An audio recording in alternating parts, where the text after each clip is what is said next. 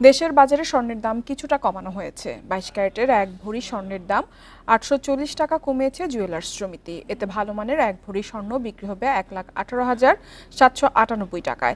শনিবার বিকেল থেকে এ দাম কার্যকর হয়েছে। বাংলাদেশ জুয়েলার্স সমিতি বাজুস জানিয়েছে, স্থানীয় বাজারে তেজাবি স্বর্ণের দাম কমায় এ দাম কমানো হয়েছে।